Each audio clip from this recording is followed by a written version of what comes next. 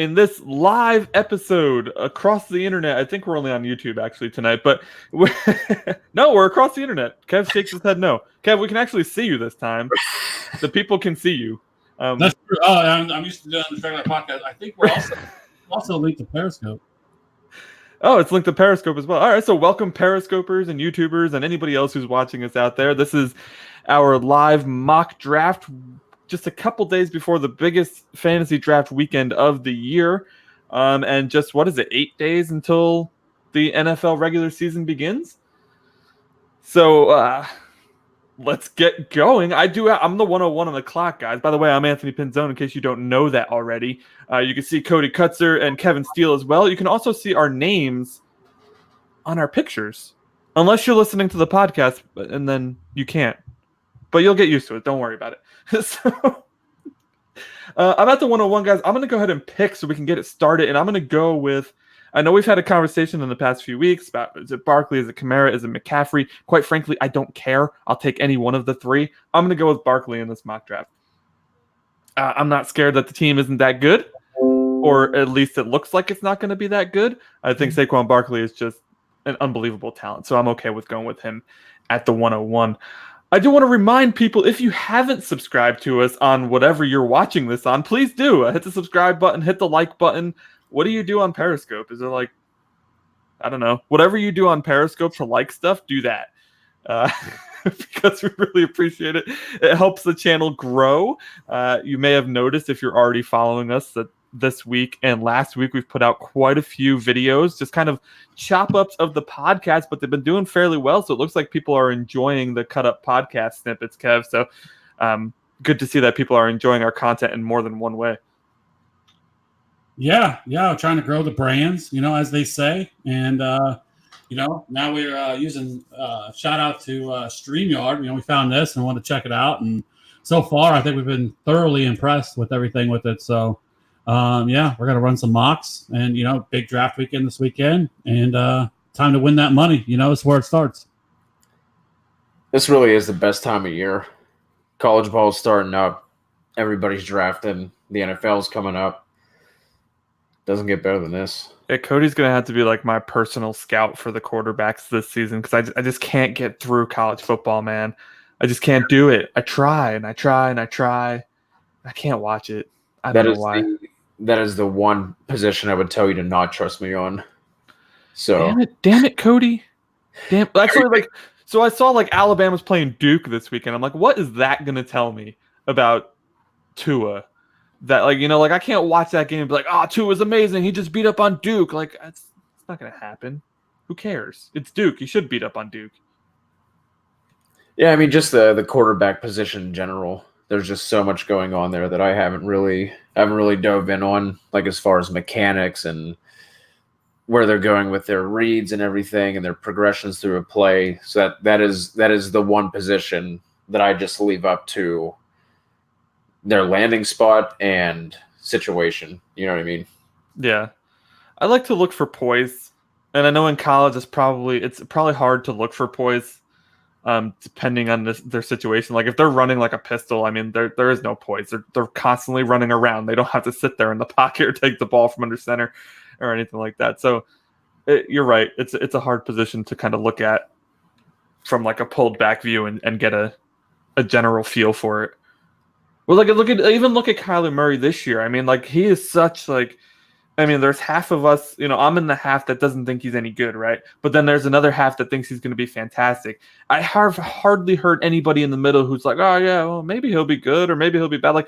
Everybody's just completely split on this kid and how good or bad he'll end up being. So just have to wait and see.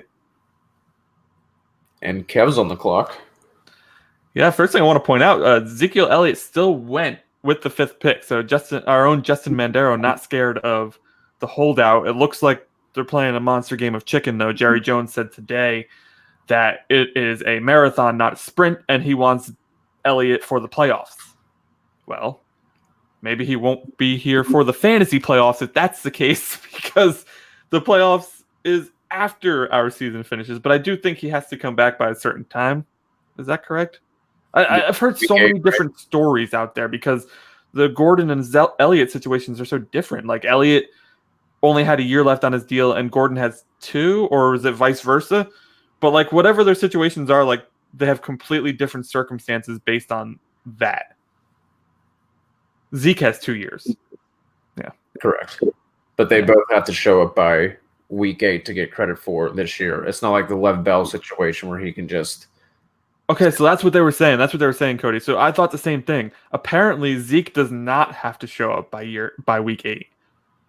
It's only if you're in the final year of your contract. That makes no sense to me. But because Zeke has 2 years left on his deal, I guess that whatever that rule is doesn't count. I don't know. All right. Yeah. So I wish I had like the article or whatever that I read in front of me so I can give like a more reasonable answer to that. But yeah, that's what I read and that's what I heard. Like it actually doesn't count for him. I still think that he'll come back before Gordon though. I mean, at the very least, he's given up game checks. He's giving up money. Yeah, oh yeah, yeah. He's giving up that money. By the way, if you haven't joined our Slack channel yet, I'd really encourage you to get in there before your draft. We have draft channels for every sort of draft, whether you're in a dynasty or a redraft or if you're getting prepped to do some DFS for week 1. We have channels for everything, and you can ask whatever questions you want, and they'll get answered rather quickly. We can even help you draft if you want. If you want to like just have Slack open while you're drafting and kind of run some questions by us while you're doing it, dude, that's awesome. Like, I mean, I'll probably be in there during my draft, just giving updates and like ridiculous picks that I've seen, and like because I like to do that. But yeah, if you want to get in the Slack channel, just go ahead and reach out to us on Twitter at @FF_authority, and you should see the link to Slack. If you don't see the link, just slide into our DMs and we'll send it over to you. Leland says, "Is this half point PPR?" I believe this is. Cody, you set this up. Yeah, this is a half PPR fantasy football website. Okay, cool. Kev, where did that comment even come from? Looks like that came from Periscope. Yeah, it's from Periscope. Oh, so I'm not getting the chat on the right. Like, are you guys getting the chat on the right here? No, that chat on the right is just for us. So how do I see the other chats? I think you guys have the ability, but we're kind of playing with this. But it's under right hand side. You see comments. I don't know if you guys can see that or not, but I can. No, I just see private chat. So for people that are watching, as you are, if you leave any comment, we can see it and put it up on the screen, and we can answer it for you. Yeah, so this is a half point PPR. I think this is probably the most common draft format at this point. I think PPR is still probably the most common. But yeah, because I know like for example at ESPN, which I mean, if you're still playing on ESPN, you should probably switch to Sleeper.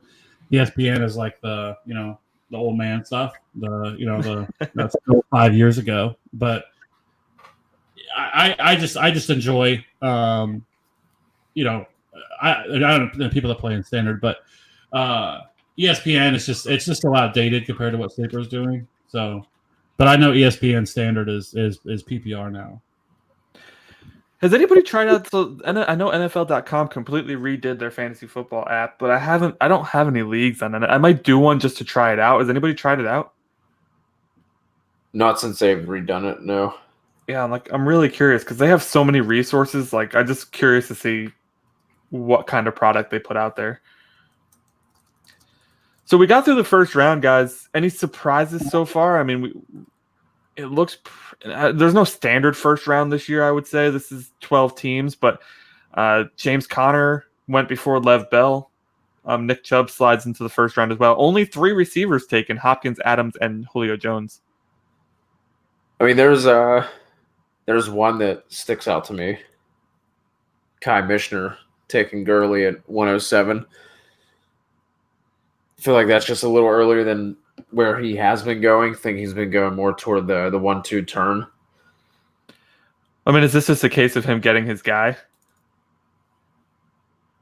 Yeah, I mean, definitely could be. Like I said, to me, I feel like that first round was pretty chalky. Maybe some of them in different spots, and they, they would have went just other than Gurley. I don't hate it. Obviously he believes in Gurley, doesn't think there's going to be too much of a drop off from last year. But I think he's been going more toward like 201, 202. Yeah. Recently. Actually, we did our running back ranking show a few weeks ago, and I have Gurley as my 6th ranked running back. So that's exactly where I would expect to draft him. Well, not expect to draft him, but that's kind of where I have him slotted. You're right, though. I just think that, he obviously believes in Gurley, and he didn't think he would get him on the backswing. Right. Dalvin Cook at 2.3. So Cook is rising up boards. I'm telling you, he's rising up mine, and it wasn't just because of the 85-yard run, which was quite impressive, by the way, in the preseason. I just think it is very, very clear that Minnesota wants to run the football, right? And we saw them get rid of the offensive coordinator, who is now down, DeFilippo, who is now down in Jacksonville. Gary Kubiak, although he's not the offensive coordinator, he's like a consultant to the offensive coordinator or something like that. Like he has head coach or something, or yeah. So he's always produced a really viable backfield in fantasy football. So Dalvin Cook just looks better and better and better to me, and I'm kind of hoping I'm towards the back half of the draft in my draft so that I can get him without reaching too much for him. Yeah, it just comes down to health for him, right? That's really the only question mark he has. He's more than capable as a pass catcher. The scheme is obviously a perfect fit for him with the outside zone. He's going to get the volume, just whether or not he can stay healthy for a full 16. I don't even think he's played 16 combined in his first 2 years. I think it's only been 15 that he's been on the field for. Yeah, he's a guy that if I did manage to grab him, right, I would overspend on Madison.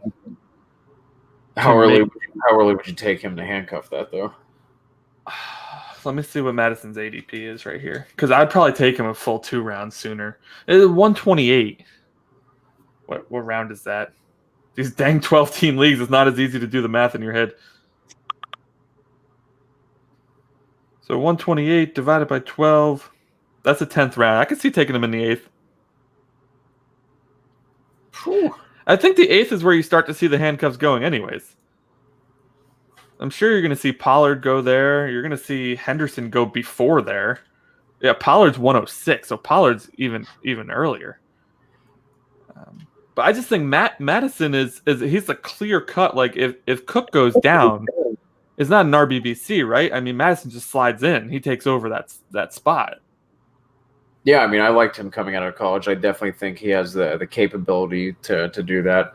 I think Pollard going earlier, though, just a touch on that, has more to do with there's a possibility that Zeke misses some games, and Pollard has shown pretty well in the preseason. So if Zeke sits for any amount of time, and then there's been talk during the offseason with Kellen Moore wanting to get him involved outside of Zeke, so he might have some standalone value. Looks like Kev is talking to us through the chat instead of actually speaking. Kevin still says yo. So let's talk about this draft so far. Okay. We are. You're not. Where have you been? I've been crushing my draft so far. Like, if this was a real draft, like, I would be doing backflips right now with DeAndre Hopkins and Juju Smith-Schuster going with 1-2. I think both of them, obviously DeAndre Hopkins is one of the most safest, picks you can take at wide receiver. The guy is a straight baller. And then Juju Smith-Schuster is a guy that I absolutely love, especially in the second round. I think that he's somebody that, has top 3-4 upside, and getting him here in the 7th round, I think this is pretty typical of where you can get him in drafts. And, I had the option there on the board with Joe Mixon, Damian Williams, guys like that. But I just felt like I couldn't pass up on the value that is Juju Smith-Schuster. So, so far, like, I'm taking more at the 1-6. I kind of want to do something that was right there in the middle. I think this is a good spot to be picking from because you're never going to miss out on any runs. like you would if you're picking in the first, number 1 or at pick 12, because you basically, we've talked about this before. You kind of have to pick your guys there versus kind of letting the draft come to you, because you could really miss out, on your picks. So for me, I'm really happy with how this has turned out so far. Looking at some of the picks that have already come off the board, I really like Cody's start as well. Julio and Odell. That's just so nasty that you can get both of those there. I think that is a terrific start too. If you're sitting here, are you taking more of that zero RB approach? Are you going to hammer wide receivers, or are you thinking about kind of making it more balanced now that you got 2 stud wide receivers? I think the natural inclination here would be to go 0 running back, but I mean, it sounds cliche. It sounds like a cop out, but what you should do is you should just sit there and wait and see who comes to you. You have to be flexible in your approach. So just because you're starting 2 wide receivers like that, if someone, like I'm looking right now, if Freeman falls to me, I'm going to take him there at that spot. I think, Kev, you have 50 seconds left. If somebody like Devonta Freeman falls, I'll take him at that spot. I'm not going to reach on a receiver because I started out with 2 receivers. Like that just feels like a cliche kind of cop-out answer. I mean, I think that's really what people should be doing. Don't get locked into a particular drafting strategy just because your draft is starting out a certain way. A lot of the mock drafts that I've heard on the radio and seen on YouTube and things like that is very, very running back heavy, and people seem to be reaching for running backs, even if the talent's not there, just because after a certain point it's a pretty weak position. But I think you guys are playing it right here. I know it's hard to tough, and I know a lot of people, maybe they're not the strongest drafters, maybe they don't know the most information about the guys later in the draft, but I think you're both showing, and Cody, we haven't gotten to your 3rd pick yet, but you're capable of still putting together a balanced team if you start off wide receiver. Now, I absolutely knew Kev was going to go Aaron Jones here, and that was probably his plan all along, to see if Jones would fall. But he started off Hopkins, Smith-Schuster, Jones, and while I'm not the biggest Jones fan in the world, he's still going to be a pretty decent RB1, and to get him at 3.6 and have 2 stud receivers, I don't see how you could really be upset about that, right? I mean, so you missed out on the running back positions. You still had amazing talent fall to you at wide receiver. Yeah, looks like Kev got Aaron Jones at RB16 at 306. And he's one of those players that has, he's going to be the workhorse back in that offense. There's not a ton of those guys. I mean, behind him, there's Dexter Williams and Jamal Williams. Jamal Williams is #bad at football. And so for me, I think you look at this and you say that, when I was on the board, I could have taken Josh Jacobs, Devonta Freeman was still on the board. I just felt like Aaron Jones' upside, it combined being in that offense. So I think another year in this offense, or in the new offense, I think Aaron Rodgers takes a big step forward this year. It returns back to the GOAT that we know that he is. I think goes a long way as well with Aaron Jones. And so while Aaron Jones definitely has some risk because he's been hurt, he's finished each of the last 2 seasons hurt. I do think there's a lot of upside with him. And if you could get him in the 3rd round and you're going, let's say you still want to do a more balanced approach, you don't want to do a full 0 RB, then I think getting these guys like Aaron Jones, David Montgomery is another one that I really like, going typically in the 3rd round. Yeah, he just went 3.10. Yeah, that's a pretty stacked running back trio right there for Pork Rib Bean. He's got Bell, Dalvin Cook, and David Montgomery. In this setup, we do start 2 flex positions and 2 running backs, so he can start all 3 of those guys. Yeah, I think that's a really good start. We know how deep the wide receiver position is there. We kind of talked about it all offseason. Once you start getting that 4 through 8 range, there's just so many wide receivers there that you want to take. And so it's tough because when you actually do run a 0 RB, it's I just want to continue taking wide receivers because I love all of those players there in that range. So I think there is something to be said about trying to get at least 1 or 2 running backs in the first 3 rounds where you feel a little bit safer about those players. Right now, like I said, the Aaron Jones, Damian Williams, Kerryon Johnson, Chris Carson, those guys that are going a little bit later than that tier above them. But I think all of them are great picks. each of them have their own issues that you could talk about. That is Dalvin Cook going to stay healthy this year, because he looks like an absolute baller right now. But if he can stay healthy, he could be a top 5 guy. Damian Williams, who a lot of people are up and down on, there seems to be a true split on Damian Williams on where you would take him and what you think his upside is in this offense, which is kind of crazy to me, because we're talking about a player who is on the best offense in the league, and typically that's what we're targeting. I get that he's never done it before, and I get the arguments for and against, but like I said, I love Damian Williams, and again, if he finished in the top 5, I don't think anybody would be surprised. But there's some running backs here, and I think that while they don't offer the security that a Saquon or a CMC or David Johnson, Alvin Kamara guys, or Ezekiel Elliott offer, I still think their ceiling is just as high. And these guys could easily finish it, inside the top 5. Like, I think this year's running back class, or group, I should say, not class, but is going to be interesting to look back upon, because I feel like that it's as deep as it's been in a really long time. And I think we could all end up, finding out we're all very, very wrong on this, because, fantasy football is a fickle bitch. And think you have it figured out is when you find out that you're all wrong. Yeah. So, I just feel like that this year, I don't think, in most years you're kind of like, okay, you have to go, running back early, right? And a couple of years ago, when the running back position didn't seem as deep as it was.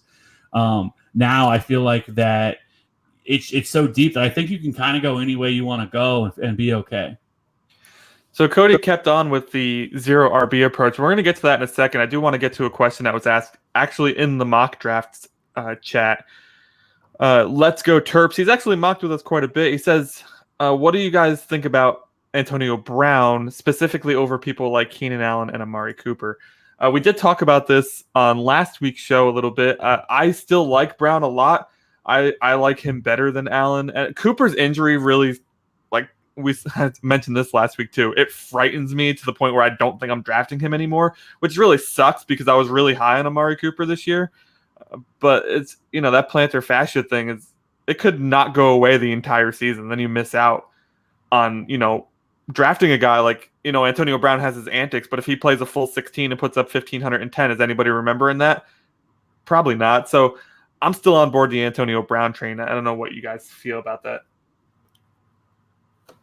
Yeah, I think if there wasn't all of these just crazy stories floating around him, AB would be the clear target for me there. But I wouldn't fault. He said he ended up going Keenan over AB.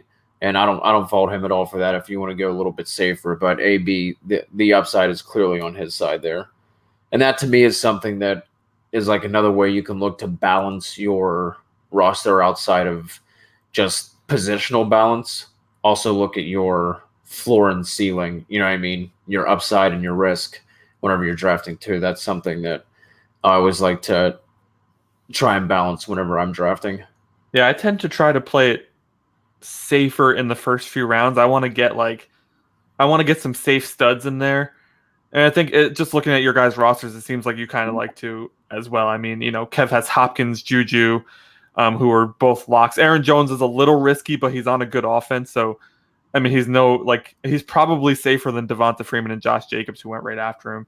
And then you have Julio and Odell, who are another two of the safest wide receivers in the league, followed by George Kittle, who has a little more risk to him, and then Chris Godwin, who's poised to have a breakout season. So I think, at least for the first few rounds, we all seem to be on the same page in terms of the ceiling floor strategy. Yeah, and just with me being at 12, we've talked about this, it feels like 3 or 4 weeks in a row on the show now, but that's just a spot where if you want somebody, you have to take them there. I obviously knew, even if Kev wasn't in this draft, there's no way that Godwin is making it back to me in the 5th. But especially since Kev is in this draft, I know he wasn't coming back to me in the 5th.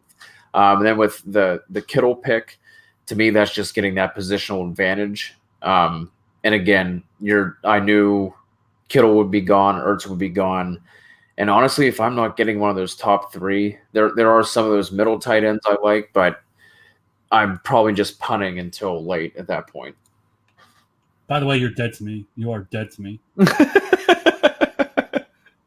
I was like, all right, 4th round, here we go. Loaded up, I'm about to take my boy. And I look, I'm like, wait a second. He's gone. Who took him? Who took him? Oh. What is Godwin's ADP right now? It doesn't look like they show you it after he gets picked. I'd be curious to see kind of where he's. I'll pull it up. Oh, there it is, 43. So, yeah, I mean, according to Sleeper. According to Sleeper, yeah. So you spent you're right though. He would have went 4-5 picks after you, which lines up perfectly with where Kev is drafting. So you definitely assumed correctly on not having him return to you there. Then fantasy football calculator 406. So yeah, that's about the same. And honestly, I think that's one of the, to me, it's one of that was an upside pick, kind of. Robert Woods was sitting there, could have gone with him. He's always steady. He's always underrated. I think his numbers are going to come down a little bit with the return of Cooper Kupp. And I think we see the tight ends get more involved this year. Pappy Belichick took Sean McVay to the tool shed and just showed him he can't just roll out his 11 personnel all the time and have that work. So I think we're going to see, I don't know how consistent they'll be on a week-to-week basis, but I think we see more Everett, maybe a little bit of Tyler Higbee thrown in there. And obviously that's going to pull targets away from their three-headed monster receiver. Oh gosh, this 2 picks here is going to be tough for me. I mean, I've been high on Derrick Henry the past couple weeks, but now he's dealing with his injury that I'm a little bit worried about. We got T.Y. Hilton. We know the story there with Andrew Luck. By the way, guys, Andrew Luck retired. We haven't talked about it. We haven't been on the air since Andrew Luck retired. What the hell, man? What is happening? First, I think what we have to say is, what was everybody doing when Andrew Luck retired? That's a great question. I was in the woods of upstate New York, laying out on a giant party raft on a lake. And then all of a sudden, my phone going in and out of service starts blowing up with texts and tweets and all this other stuff. At first, the first text I got was from a friend who was one of those guys who likes to mess with you. And he it comes through and it says, Andrew Luck retired. I'm like, yeah, okay, get out of here. You're full of shit. And then I get 3 more texts with the same thing. I was like, holy shit, what's happening? So I spend the next 20 minutes trying to find service so that I can look it up to see what the heck happened. And it was just total shock. I mean, I'm still shocked at this point. His reasoning was sound. His reasoning was fine. I'm happy he's chosen to have a better life for himself and stuff like that and get away from the pain. But I mean, this is a quarterback at 29 in his prime. It's just crazy to me. Yeah, I immediately checked the Twitter handle to make sure it wasn't Adam Sefcher or something along those lines. And then I still didn't believe it. I was sitting there, I was like, all right, this is crazy. Somebody figured out Schefter's password, hacked him, sent out this crazy shit. And then I was watching the Florida-Miami game, and then it came up on the ESPN ticker. I was like, man, either somebody was sitting there and got the alert and it was like, hey, we have to throw this up there. Schefter just tweeted this, or this shit actually happened. It's still weird to think about. Anthony, you were saying, 29 years old, prime of his career, probably the best situation he's had, especially in regards to the offensive line. It seemed like everything was looking up for him, and then he just up and retires. It's crazy. It really, do you guys think there's any chance that he comes back in a year or so? Maybe he gets fully healthy, has some time to think about it. He's, not in the pain and that rehab process going in and out. Do you think there's any chance he comes back in a year or two? I do. I think there's a better than 50% chance that he comes back. I still think I think, kind of like what he talked about, that he was in this pain rehab cycle, right? And I think it just kind of ate away at him mentally. And I think there's probably a lot of pressure on him, whether it's be from the front office, whether that be from, whomever, to get back out there into play, which we know he did, which he talked about in 2016. He played through a lot of injuries. And I mean, it's kind of crazy, and I can't blame the guy for doing what he for wanting to do this. And I think that has more to do with him retiring. I don't think that he's done. I think that he comes back. I think he uses his time to get completely healthy and figure out what's going on where he's not rushing. I mean, I don't even know if I would honestly, be surprised if he actually came back this season at some point. Like, I just don't think that he's done. I think that he needs some time to kind of clear his head and kind of get right where he's not rushed, where he's not being asked all the time, where he doesn't feel like he's letting anybody down. And even I still think worst case scenario, he's back next year. He goes through an entire offseason healthy, and he comes back fresh next year. This wasn't something where he said, I've been thinking about this, all offseason. He said he started thinking about this a week and a half ago, and he just decided to do it, which I can't blame him for doing what he did, right? Like, no one can really imagine how he felt or being, basically for 4 years always being in pain.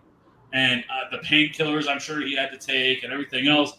So I feel like that while it's shocking because you just don't see this, especially from a quarterback, especially, at 29 years old, a player who really had one of his best seasons as a pro last year, just dominated, was the second best quarterback. I think you could make an argument next to, Patrick Mahomes, and he retired. Like, we're talking about the Colts as a team that was a Super Bowl contender this year, a team that we felt like was in the top 5-6 teams in all of the NFL. Now if Andrew Luck doesn't come back, I feel like that there's a pretty good chance that he ends up being top 10, or the Colts end up being a team with a top 10 pick next year. Just, it's crazy to think about. So for me, like, this has huge implications on the Colts. I think T.Y. Hilton now, you have to drop him down. I'm going to update my rankings probably tonight or tomorrow, but I'm probably going to put T.Y. Hilton at like wide receiver 28, 29. And I think that Paris Campbell, Devin Funchess, Eric Ebron are all basically undraftable to me. And then I think Marlon Mack takes a huge hit as well, because one thing he loved about him was his touchdown equity because of playing in this prolific offense. I feel like that, that's also an issue as well. And so for me, I think it really just boils down to the fact that that this whole entire team just takes a massive hit. Like, I honestly think the best quarterback on that roster is actually the backup to Jacoby Brissett. I think it's Swag Kelly. I honestly think he's the best quarterback on that team.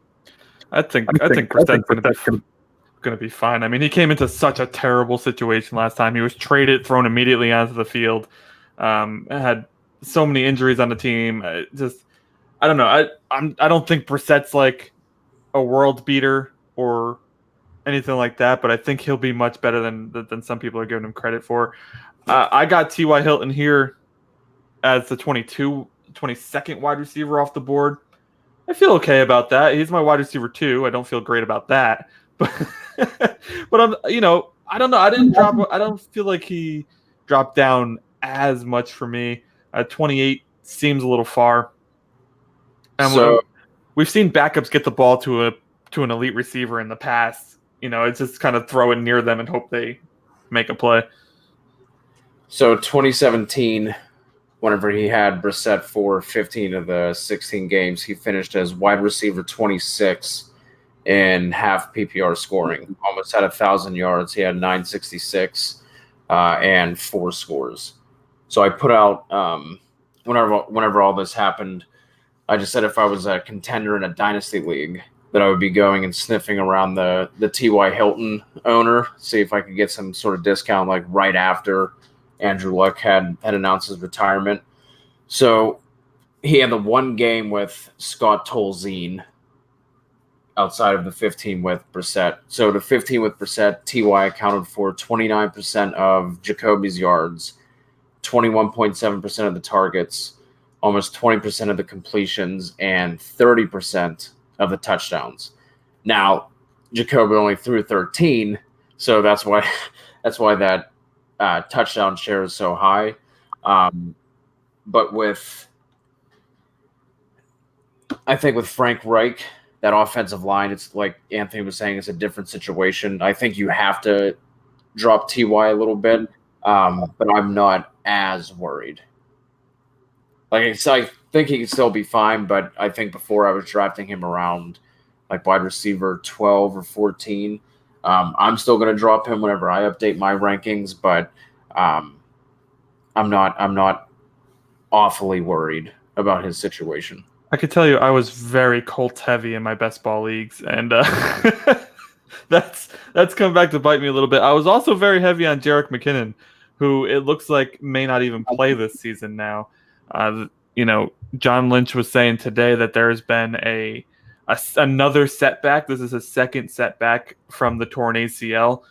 Tried practicing again. He didn't give any more detail beyond that. He just said that it is disappointing. There's another setback, and they're going to go from there. So I honestly feel a little bad for Jerick McKinnon. That's got to be a rough feeling when you're trying to come back from a major injury that hundreds of other players have come back from just fine, and your body just seems to be rejecting the surgery or not getting up to speed as quickly as he would like it to. So does anybody else think like this is kind of a prime opportunity to use that designated to return IR slot for McKinnon?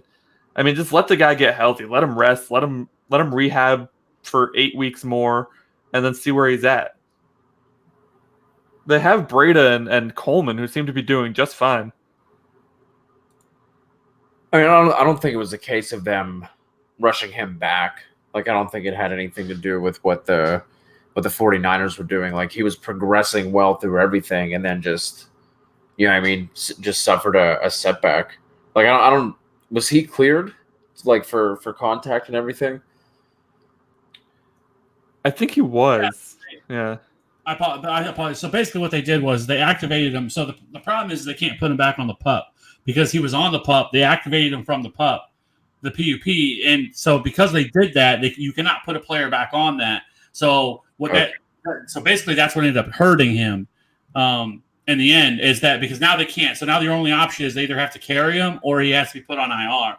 I think at this point, I don't see how you have a roster spot where a guy, he could end up being hurt for another 3, 4, or 5 weeks. I think at this point, you put him on the IR for designated return. And I think that's what you do. Or you just outright release him.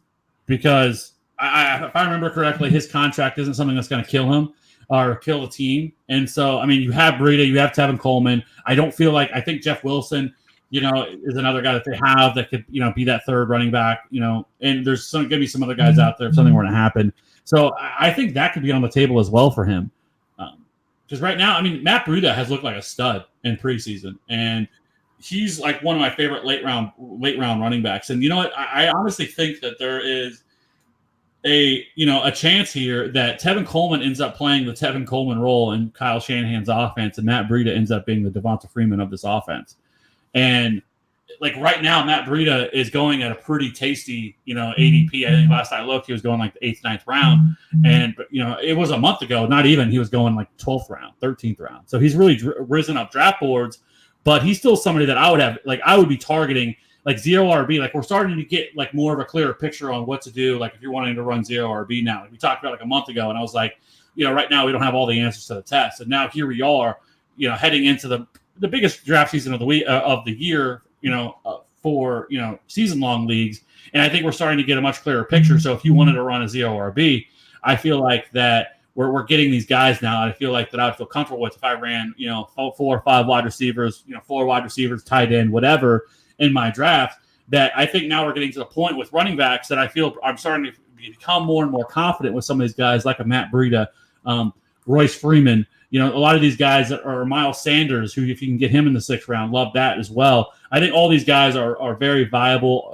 zero RB guys and players that you can take. And so for me, like I love Matt Breida, I do like Tevin Coleman to some degree, but I would just rather take a little bit of the discount there and just go Matt Breida just because I think his upside. And his ability in this offense. Now, can he stay healthy? It's crazy with this dude because like every game it looked like it was a season-ending injury coming for him, and here he comes, comes trotting out at halftime. Here he goes. Put me back in, coach. I'm ready. Hey, move your phone away from your mic there because we're getting it buzzing. I don't know if it's on your desk or whatever, but yeah. So, by the way, I went to overthecap.com to see what the Jerick McKinnon cut penalty would be. 5.75 million would be the cut penalty there if they cut him now. So that's a pretty significant amount of money for a running back. But if they wait till next year, it's only $2 million. They would only save $50,000 this year. No discount in this mock draft for Tevin Coleman and Matt Breida as they went back-to-back 6.3 and 6.4. As we were talking about them, our listeners picked them. So I wonder if we had a little influence there on their decision to go with these two running backs here in the 6th round. Only one quarterback off the board, guys. We're at pick 6.7. Kevin is on the clock right now. In case you can't see this, you're listening to the podcast. Kevin so far has DeAndre Hopkins, Juju Smith-Schuster, Aaron Jones, and then he followed that up with Tyler Boyd and Josh Gordon. So a very strong receiving core. Interested to see if he'll go with a running back here as his RB2. Remember, we do start 2 flex positions here, so his 4 receivers all can start. And he does. He goes with Darius Geis there at 6.7. So, Kev, you got 4 receivers, 2 running backs right there. Looks like Josh Gordon slide into your flex, which I think is absolutely perfect. Considering his upside, we know the floor can be pretty low, mainly due to off-the-field concerns, but his ceiling is astronomical. Yeah, I mean, we just talked about this last week. And, shout out to the YouTube channel. There's actually like a 3 or 4 minute video of us discussing that on our YouTube channel right now. But I think Josh Gordon, obviously, his floor is 0. Like, we know that, and that's a real thing for him. He's struggled to be able to maintain his sobriety through the NFL, and it has cost him. And he has walked away from the NFL, last year for what he likely would have been suspended for. We don't know the exact story behind it. But, he struggled. But while he was on the field last year, he played very, very well. He put up high-end wide receiver 2 numbers. Now you look at heading into this season, and you have no Gronk. So now that big red zone threat that they would want inside the, is gone. So I think that Josh Gordon can easily slide into there. I think he takes some of those targets that Gronk would have, gotten, some of those same routes, same looks that they would have looked for Gronk on, that they can use Josh Gordon in. And I just think his ceiling is, high-end wide receiver 2. And if you can get him, like we talked about, I think there's going to be some drafts he goes in the 5th round. I think there's other drafts you could see him go in the 7th or 8th round because people just don't feel comfortable with him and having him on their fantasy team. And while I understand that, once you get past, really, I think the first 4 rounds, I think then even the past 3 or 4 rounds, I think then like risk begins to grow higher and higher for every pick you make. And so I'll throw caution to the wind at that point. No risk it, no biscuit, they say. And, that's why I love Josh Gordon. I'll take him all the time in the 5th round. Last week, I talked about it. I said I would be happy to get him in the 7th or 8th. Here we are. So, things move quickly. Josh Gordon is quickly rising up draft boards. And so I took him in the 5th. So I really like that, and that he's somebody that I have a lot of interest in, and somebody that I have a personal, like, that I just rooting for him as a player and as a person to get right. And I hope that he can, because he's still only 27. Crazy, feels like he's been in the league for like 20 years now. Every year we do this with him, but I have no problem with taking him where he's going, and so I'm happy with that. There is something that I meant to ask you earlier, Anthony, as our resident Dolphins fan, as you can look on the screen and see Anthony there with his Dolphins logo, is what are your thoughts on these reports that Kenny Stills or also Kenyon Drake could be included in trade talks for Jadeveon Clowney? Yeah, I think this is because we've had some young guys who have impressed, and as everybody knows, they're trying to get better, they're trying to get younger, trying to get some more talent. So the running back, Patrick Laird, I don't know where he's out of, but he was undrafted, rookie free agent, was really impressive during the preseason. So I think that leaves them some flexibility at the running back position. Although I'd still be surprised if Drake got dealt, just because Kalen Ballage, I think his preseason numbers are 12 carries for 17 yards. Like, it's nothing impressive. He has looked impressive in practice, but that's against Miami's rather porous defense, if I'm being honest. So, how impressive is that really?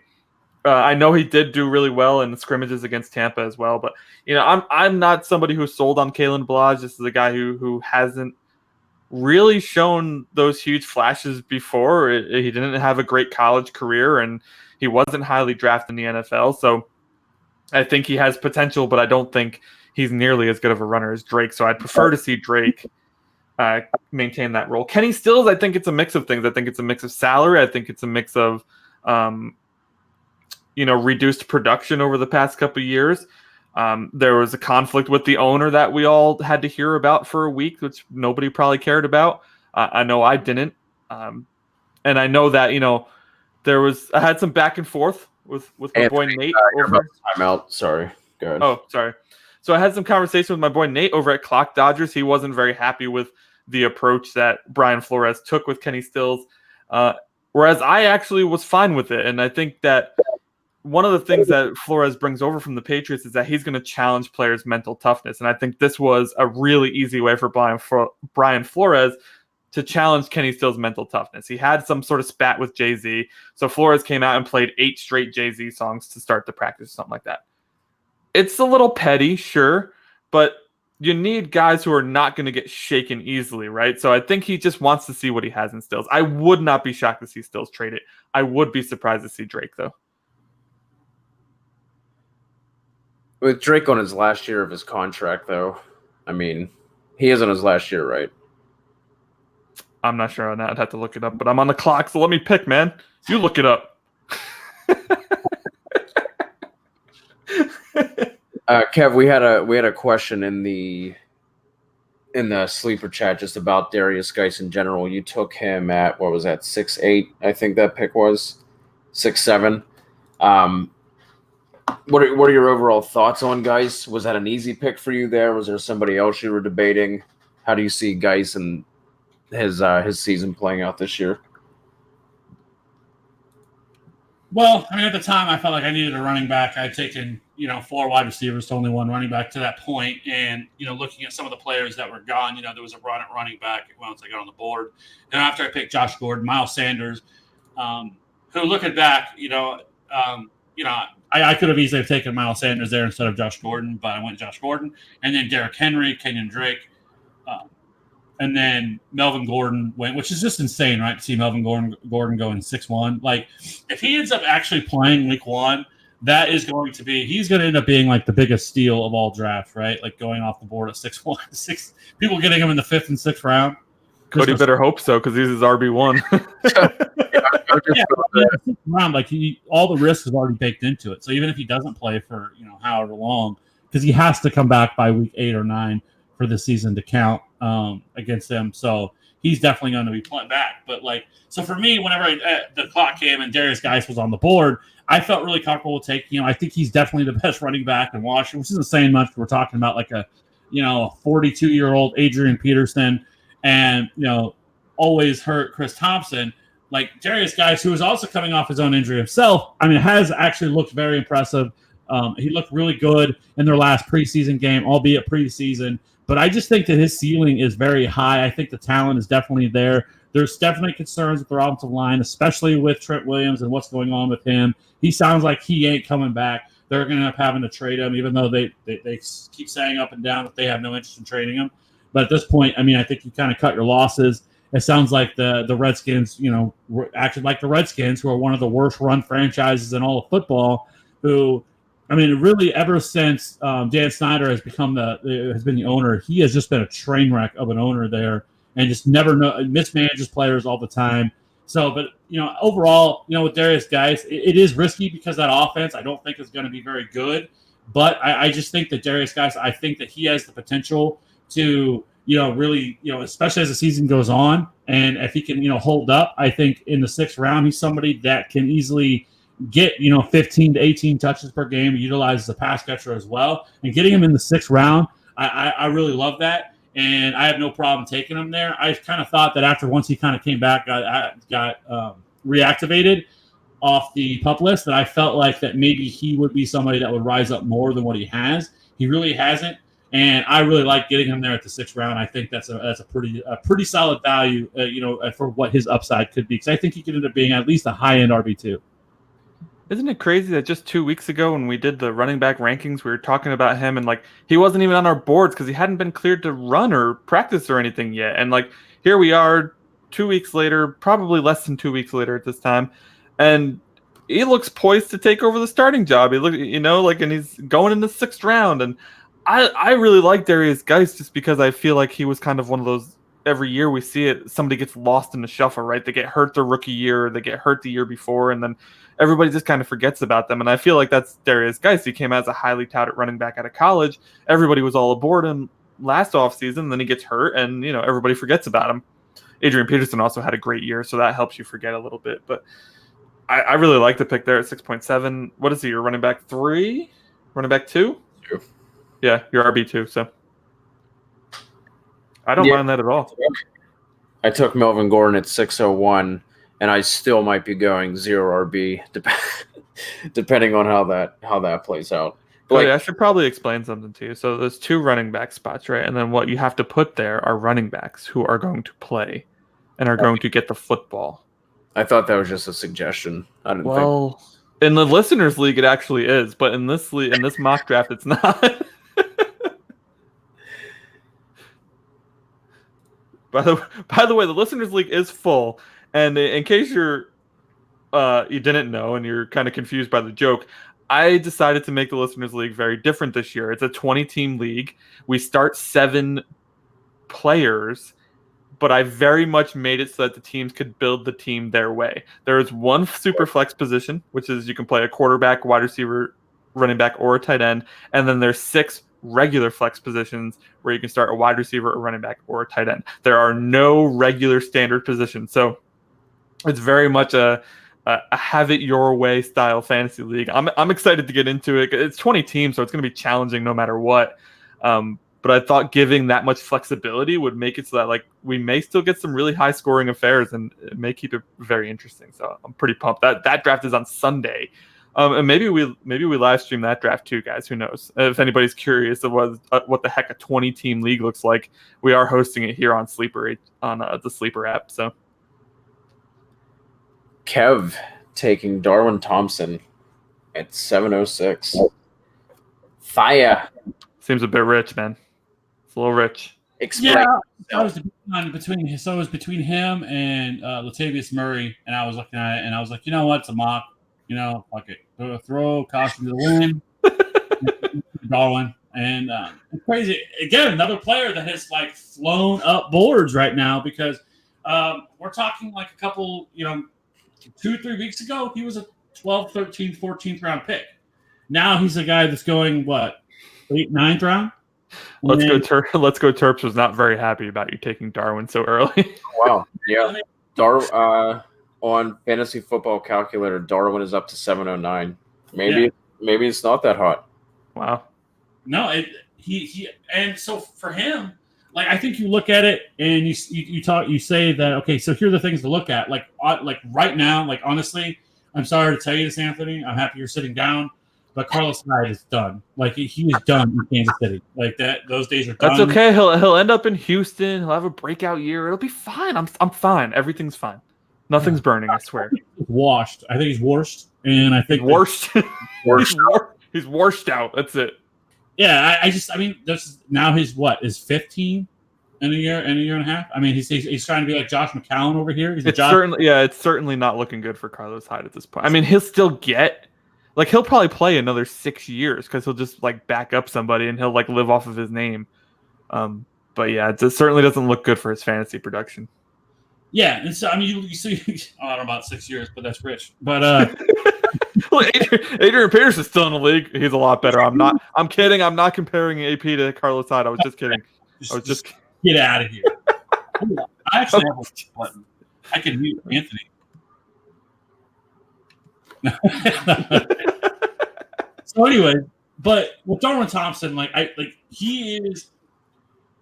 he has looked really, really good in the preseason. Like you watch him and you see, like he has this burst and that you look for. His agility, and I think that while he is small, he's definitely on the small side. He's shown that he can be an in between the tackles type of player right now. And I think a lot of people that are taking him in this high are the people that are really looking for somebody who don't believe in Damian Williams and are taking Darwin Thompson. But I do think Darwin Thompson is going to have a role in this offense. They're going to get him in this into the game. Now, how many touches are we talking? I mean, it could end up being somewhere like 4 to 8 per game, but it depends on how they utilize him. But his upside is about as big as there is, because there is the chance that something happens to David Williams. We've never seen him carry a true workload, or B, that Darwin Thompson just continues the ball and takes that job from him. That those are two possibilities. While I think that they're low probability, not something that I would be taking him, which is the risk with taking him as high as he's going in the 7th round, because you're starting to take him at a spot where he's not just a guy you want chilling on your bench. Like you're looking at a player here that you're kind of thinking about starting him, and I don't know on a week to week basis if you're really going to be able to use him that way, because I don't know if he's going to get that, because we know they're still going to be throwing the ball a ton, and the Chiefs have pretty much said whatever. I mean, people don't seem to want to listen. It's like nobody wants to listen to what Andy Reid, Eric Bieniemy, and their entire their offensive coaching staff has just pounded the table and said Damian Williams is our guy. He's our starter. He's the lead back. But it's like nobody wants to believe that. Like, oh, no, don't listen to that. He's going to be benched by like week 3 or 4, which is silly to me, because Andy Reid is one of the most loyal loyal coaches there is. Like, he will truly stick with his guy for as long as he possibly can. Well, didn't he kind of do that to himself, though, by having that quote about them running an RBBC? Like, even if it was tongue-in-cheek, like, the fantasy community takes everything for its word and just runs with it. So like as soon as he mentions the term running back by committee, like everything explodes. Damian Williams, though he's not too far down, right? He was at 2.8, he's at 2.10. Like, wow, but there's a lot of mouths to feed in Kansas City, man. It's going to be really hard to determine outside of the top guys who you can start on a week to week. And one of the things I like about fantasy football calculators, you can pull up that graph to see how their ADP has changed over certain time periods. Whenever you pull up Darwin, so a month ago at this time, 1403 was his ADP. On August 11th, he was still at just 13.11, so barely moved at all, moved up a couple of spots. August 19th up to 1108, and then the 25th. So on Sunday, he was up to the 9th. So from Sunday to Wednesday, he's jumped up another 2 rounds. That's crazy. I mean, if he ends up supplanting Damian Williams, I don't know that he's even really a good pick, but at least we are seeing that there's a lot of second running backs going at this point in time, right? So we are at 8.7 now. Kev is on the clock, but we've already seen Austin Eckler, who actually may end up being a starter, so that's maybe a bad example. But Royce Freeman, Breda, and Coleman both went. You ended up snagging Darrell Henderson and Rashad Penny, and Latavius Murray went as well. So like this is the time where you're starting to see the high upside handcuffs and the lower end starters go off the board. LaShawn McCoy, for example, went to Darnell there at 8.2. By the way, if LaShawn McCoy ends up being like the bell cow again, that guy's going to be such a steal. I don't think he will be, because I think, with Gore there, everybody loves Gore, so they're going to run him, but it's just like all we have is what-if scenarios at this point, especially with the Bills, so.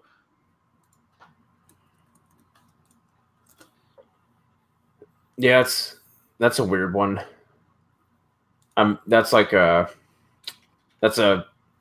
situation, like a player grouping situation that I don't know what to do with.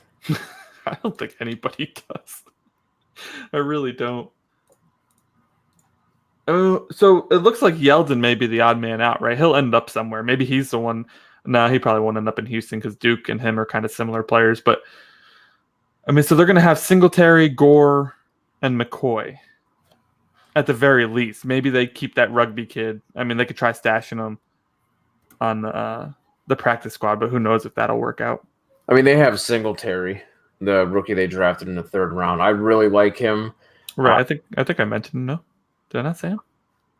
I heard you say something about rugby, so I thought I heard you say McCoy and Gore, and then you went right to the rugby player. No, So, I said McCoy, Gore, and Singletary. Check the tape. Check the tape, man. Sorry, go ahead. I cut you off. How rude. Go ahead.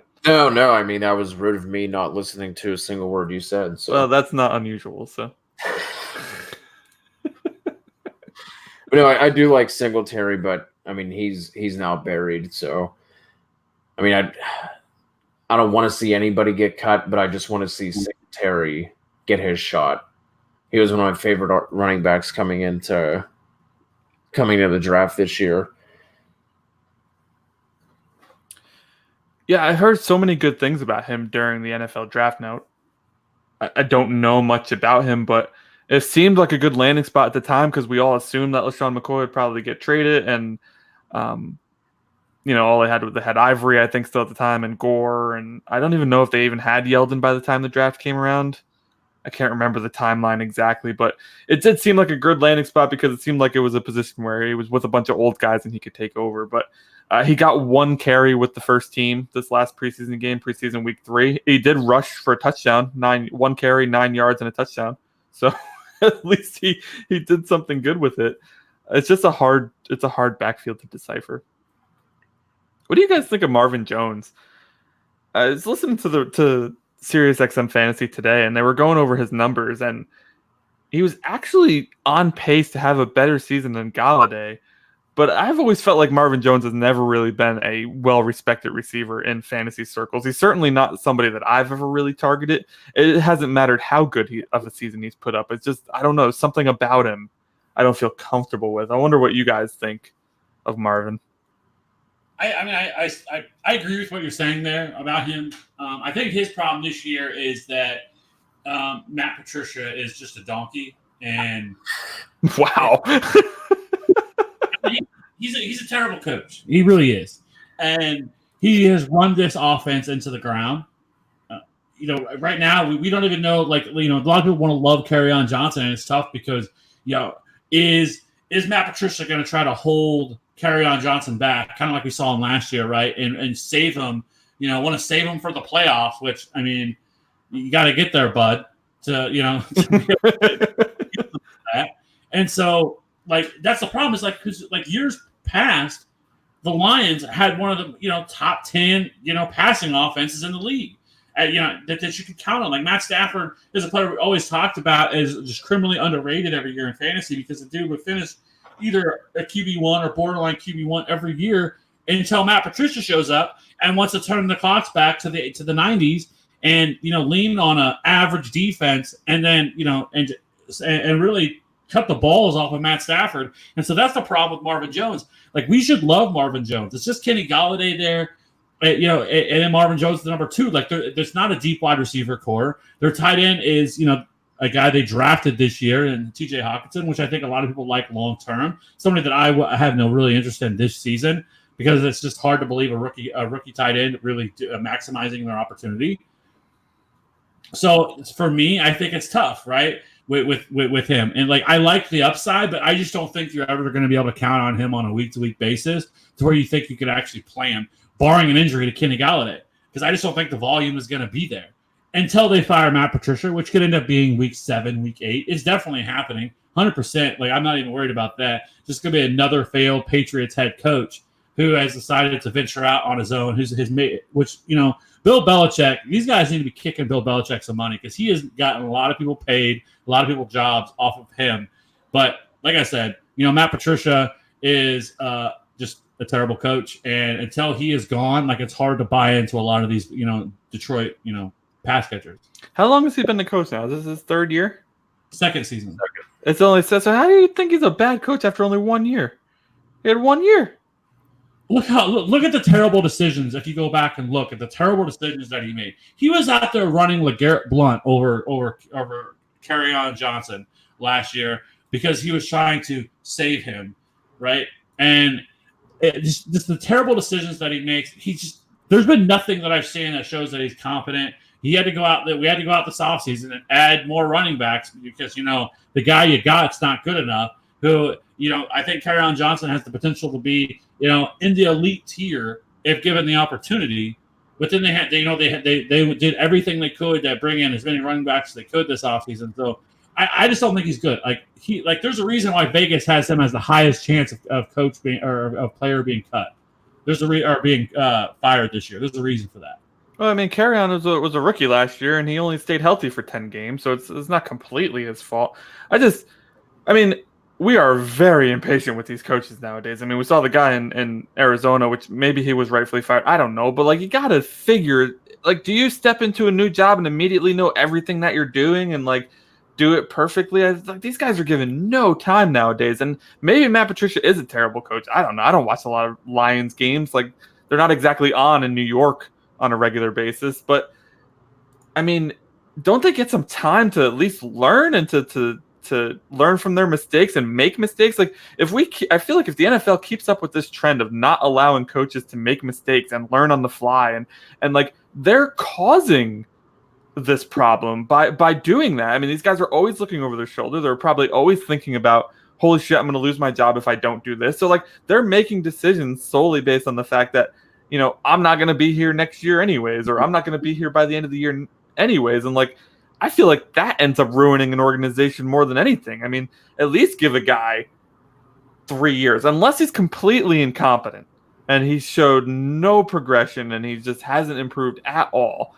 I feel like they got to get 3 or 4 years. I mean, we're so quick to pull the cord nowadays. I mean, we have had recent successes, but I mean, Sean McVay inherited a roster that was built for a king and was just being run by a moron and Jeff Fisher.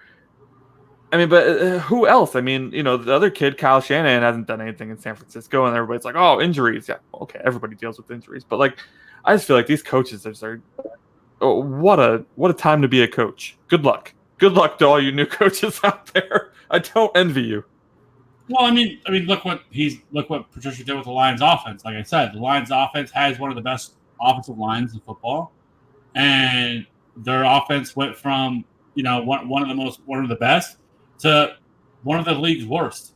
I mean, they were pretty awful last year, and I don't know. I just haven't seen anything that really says that he is, It's sad because Matt Stafford, I think, it doesn't get enough credit for the quarterback that he is. I mean, in fantasy, he's being drafted as QB 26 or something, which is respectable to a guy who's much better than that. But that's just where the state of this offense is. It's going to be a low volume offense. As soon as a coach wants to be a run first, head coach, I automatically question you because everything that we're seeing in the league points to that being the opposite. And when you have a quarterback in Matt Stafford who is perfectly capable of going out there and throwing the rock 35 times and keeping your team in the game, especially for a team that I wouldn't say that has an elite defense. I think their defense is maybe average to above average. I think that's a problem. So I don't know. I was just thinking the other day that I feel like there's a lot of teams that are going run first nowadays, and maybe it's just because that's the only teams that we're talking about. Because a lot of time I listen to a lot of fantasy radio, and a lot of the time we're talking about running backs, so naturally we're going to focus on the teams that run the ball a lot. But I feel New England is run first, and Seattle's run first, and Minnesota wants to be run first. But then you have some of the bad teams that want to be run first. But I do agree in that Detroit was not built to be run first, so to kind of try to force something like that on a roster that's not built for it seems to be a bit of a mistake. They had a really good running back who just couldn't stay healthy, so they had to run LeGarrette Blount. Maybe that's the reason they added so many more running backs. It's just, there's just so much. There's so much to what do you call it, to unpack there with that Lions team. They're certainly not a target much for fantasy this year. You got to figure Stafford will have a good year, though, given how high Galladay and Jones are going, though. It doesn't work that way? No? All right. Well, I tried. I mean, offensively, if you look at it, the offensive line, when healthy, probably on paper, one of the top 5, 6, 7 in the league. Stafford, more than capable. We've seen what he's done with with not much around him, that defense is not built to be a run-first team. When was the last time that defense was good? Does anybody remember? I know last year they had a really good pass defense. They were 8th in the league in pass defense. Don't ask me why I know a random stat like that.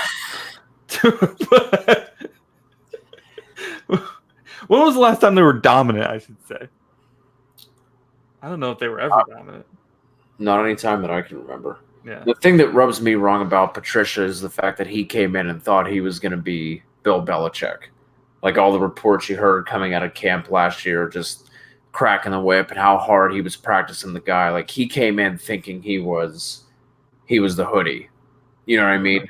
Yeah, and like I don't know. You gotta like Belichick's has been dominant for 2 decades in the NFL. Like he can do whatever he wants as far as Kev, you're on the clock.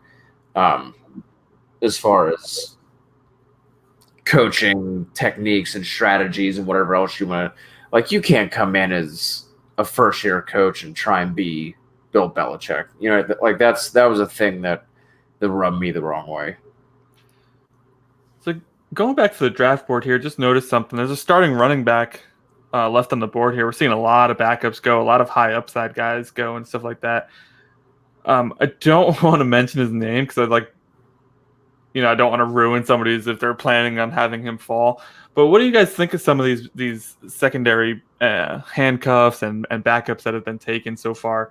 I know you just took Justice Hill, Cody, who all reports say he's the 3rd, maybe the 4th running back right now. I haven't seen this kid in college. I've seen some comparisons to maybe playing an Alvin Kamara role in Baltimore.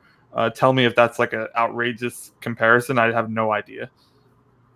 I mean, at Oklahoma State, I think he had 1 year where he had like over 220 rushes, I think, had 31 receptions. So he worked as their bell cow. As far as the pick goes, they're going to be one of the most run-heavy offenses, and I think he fits that scheme better than what Mark Ingram does. A little teaser here for everybody that's listening. We're going to be coming out with a staff article where we're talking about overvalued, undervalued, busts, sleepers, and that sort of thing. And my scorching hot take involves Justice Hill. Does it now? By the way, I actually can't wait to read that because I'm very curious about Justice Hill. I hear his name buzzing on Twitter and amongst the fantasy community all the time, and I don't know. I don't see it right now, but I definitely could be talked into it. Probably not before all my drafts this weekend, but he's a guy I'll be keeping an eye on this season. I mean, do you really have to be talked into him though when he's going 10th, 11th round? Isn't he going earlier than that, though? I feel like he just fell really far in this draft. Maybe I'm losing my mind here. Oh, no, 1101 is his average. You're right. He's being drafted probably where his value is. Interesting. Kev took Tyrell Williams here in the 9th round. Speaking of that article, Cody, Tyrell was, I think, I don't remember which spot I put him in, but he's definitely a guy I like, maybe a sleeper. I don't know. Tyrell Williams, though, on arrival, Kev, I'm a little surprised to see you take him. But what do you? I know you liked him though when he was with the Chargers. So what do you like about Tyrell Williams now that he's in Oakland? Opportunity. Yep. The number 2 wide receiver. I think their defense is horrible. I think this is a team you can project to be playing from behind a lot, which should provide positive game scripts for him. I mean, who knows how long Antonio Brown's going to play for the Raiders this year? Who knows if he just takes his ball and go home after the crazy offseason he's had? We know that he can be explosive, a downfield threat. My only issue and worry with him is Derek Carr going to utilize him in the way that he should? Because we know that Tyrell can be a true weapon, downfield, but Derek Carr has seemed to not want to take many shots downfield, even though that's what John Gruden wants him to do. So we'll see if that's something he does do.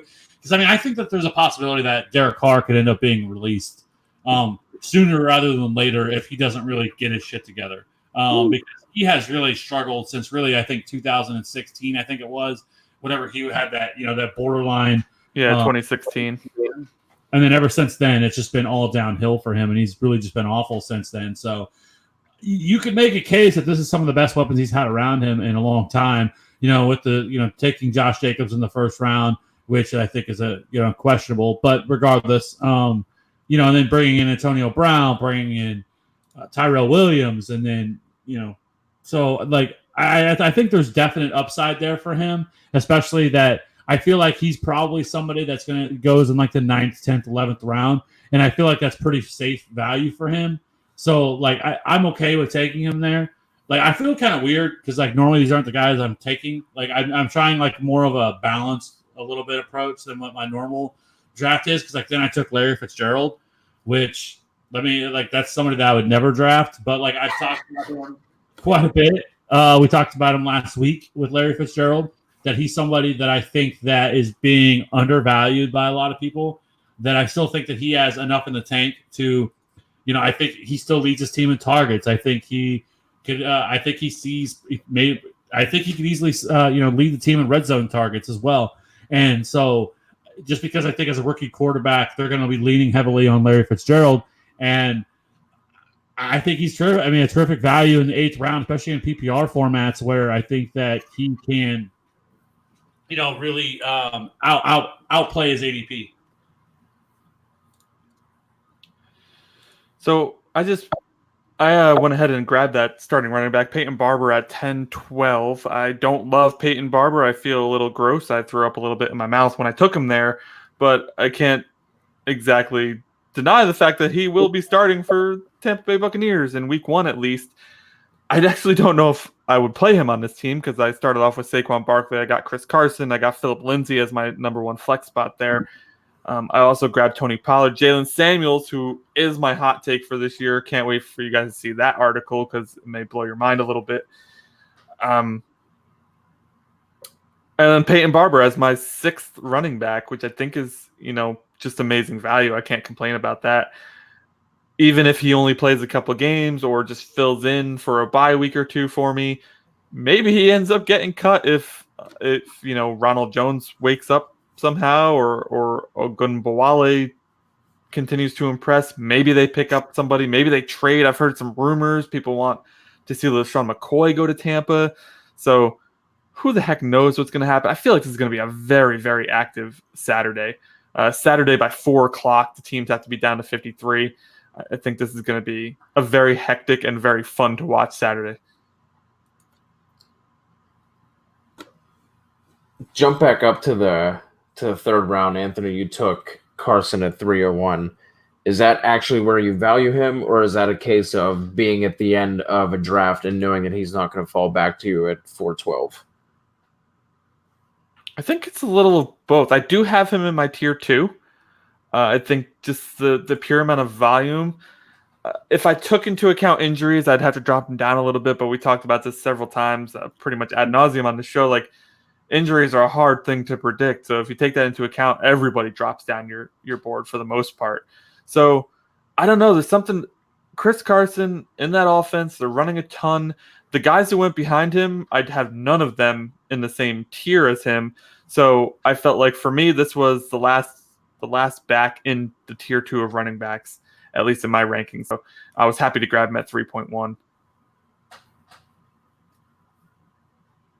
Rashad Penny, I saw you grab Penny at 8.1. That's killer. These guys are both going to run the ball a ton. Like, it's insane that Penny's going as late as he is. I think that has to do with the negative buzz that has been coming out, as well as with the positive buzz Carson has been getting.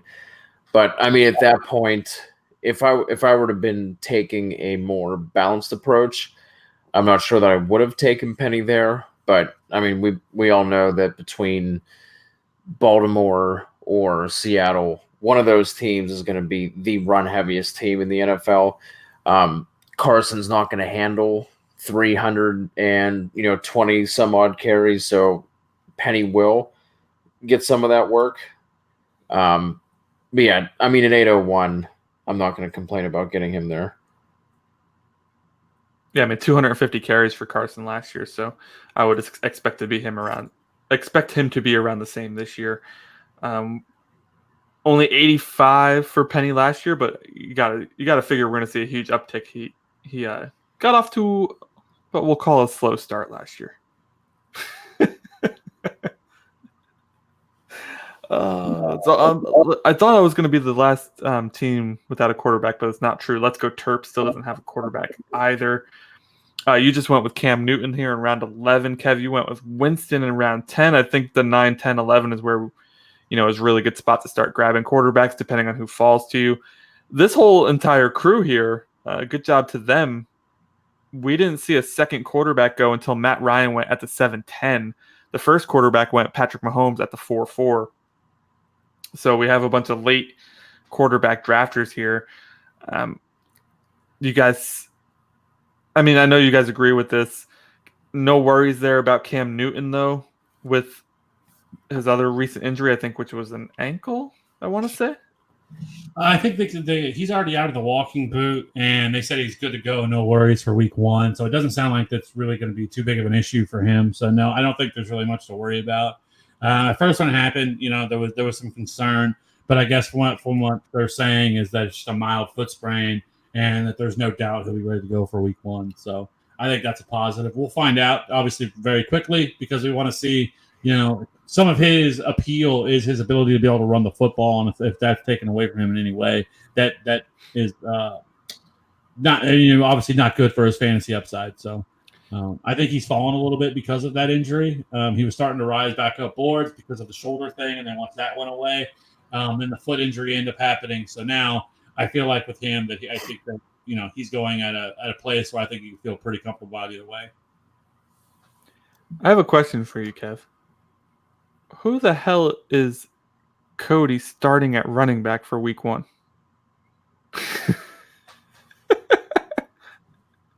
Kev looked away, so he doesn't even know. He's like, I can't even tell you. He may end up be starting right now. It's looking like he could be starting Darrell Henderson or Rashad Penny. That is a real possibility if Melvin Gordon sits out. You're in trouble, Cody. I think you're. How do you feel right now about this draft? If this were your league draft, I feel great about everything except running back. I love the receivers. Kittle corn, George Kettle corn, popcorn. At the end of the third, I love that. If Melvin comes back and he'd be playing, even by week 4, I feel like I might be able to get by with Henderson, Rashad Penny, Justice Hill, some combination of that to start 2 with. Started off Julio, Odell, Kittle, Godwin, took Robbie Anderson at 5-12, and then Melvin was my first pick of the 6th round. I feel like I could float by until then. If he were to miss more time, that would become an issue. But there's always a running back that comes out of nowhere that is the hot waiver pickup, week 1, week 2. So that will be where my attention will be going once waivers opened up. But outside of that, if Melvin plays those first 2 or 3 weeks, I'm over the moon with this team. If he starts, you got some killer value there, especially.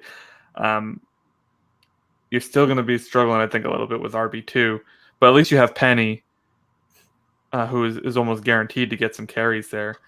Penny, like we were talking about Justice Hill, I think he has standalone value. He's going to have to be efficient with his touches, but I do think he has standalone value. Like I said, he had a season of 30. It was 31 or 32 catches, I think, his sophomore year at Oklahoma State, if memory serves. So I think he could have standalone value with how run heavy they're going to be. If you look at how the Ravens have been drafting the past couple of years, they've been going speed and athleticism. You look at Hollywood Brown in the first, Miles Boykin broke the combine. If it weren't for DK Metcalf, a lot more people would be talking about what Miles Boykin did at the combine.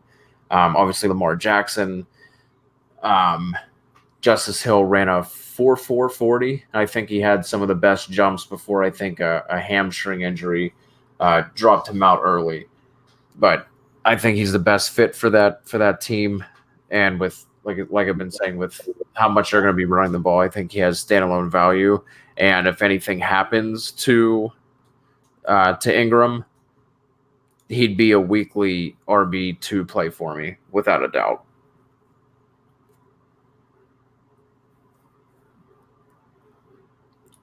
I'm on the clock. Take over, Kev. You can do it.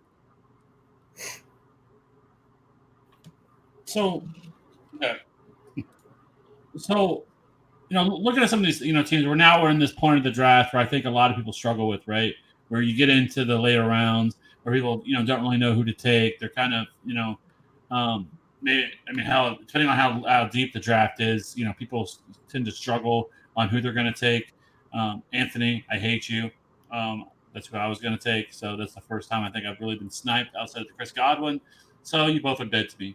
I really want this podcast is over. He's going to take his show and go home.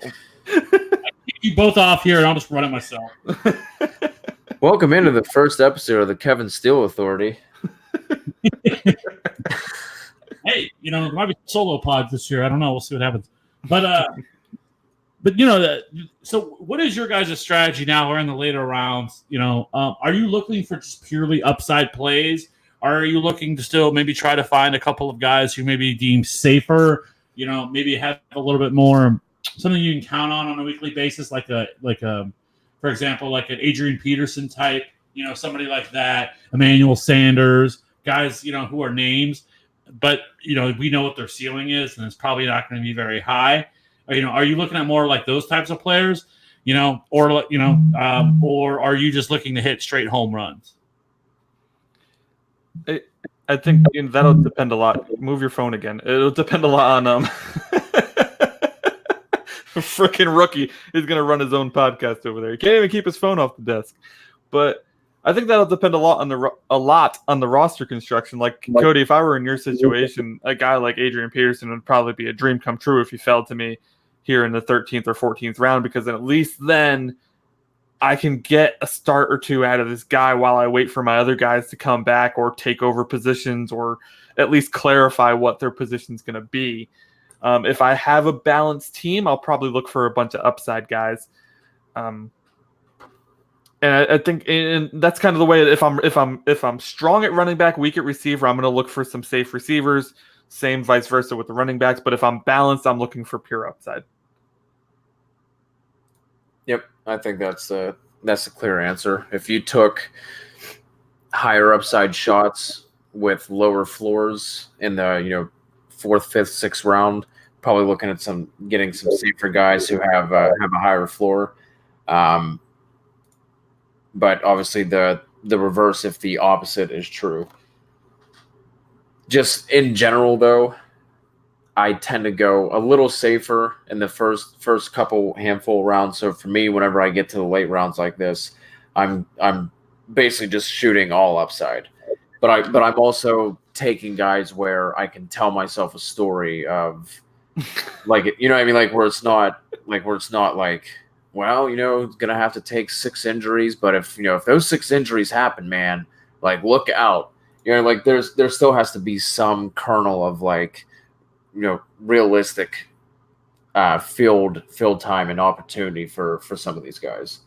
Well, and realistically, we know statistically every single year there's going to be a few guys. It may only be 1 and maybe 2 and maybe 3. It's usually not a ton, but there could be up to 3 guys that are taken here between rounds 13 and 17 that are going to they're going to explode. They're going to blow up. They're going to have fantastic seasons. Everybody's going to sleep on them. We're all going to be talking about on the podcast in week 3. How did we not see this coming? The writing was on the wall. There was clear as day signs that this person was going to be, had some opportunity and had potential to be good, and we just missed it. And I think that's kind of what you're looking for with the upside. So it doesn't necessarily always have to be rookies, because I think a lot of time people think upside, they think rookies. I think there's quite a few people here. Fantasy Wrath, Kevin took Ty Montgomery, a guy that, he's kind of the perfect example. I mean, the coach is talking him up, the media is talking him up, the team is talking him up. Everybody's ignoring it and laughing at it like, oh yeah, whatever. It's Ty Montgomery. He's a nobody. But Ty Montgomery has shown flashes in the NFL. He's with a coach who likes his guys. And although he is behind Le'Veon Bell, the receiving core leaves a lot to be desired. And Ty Montgomery is a converted receiver to a running back who I could see them putting out in the slot or, on what do you call it when a running back goes out for the passes? Completely blanking on the correct term there. But like this is the time where you're looking for those guys where everybody's, everybody in the media from an NFL perspective is talking about them, but everybody in the fantasy universe is kind of blowing them off. I mean, I think specifically with Lev Bell and the Jets, like I don't think like maybe Gase will do it because it's Gase, but if you're looking at it from a realistic perspective, you can't just hand Bell 28 touches as soon as he starts. I love the Ty Montgomery pick, and I think people are quick to forget that he was looking good in Green Bay before that injury took him down. He doesn't have to be the world's best rusher. He's not going to be. Anthony, you already said he's a converted wide receiver, but he can do enough. And we see every year, the year that Duke Johnson was a running back one, and I think he was a running back one in full PPR, and he was like RB 14, I think, in half PPR. He only had 82 rushes. Yeah, I mean, like there's an easy picture of paint here where getting Ty Montgomery, what Kev took him at 1306, where he can easily pay for that draft price.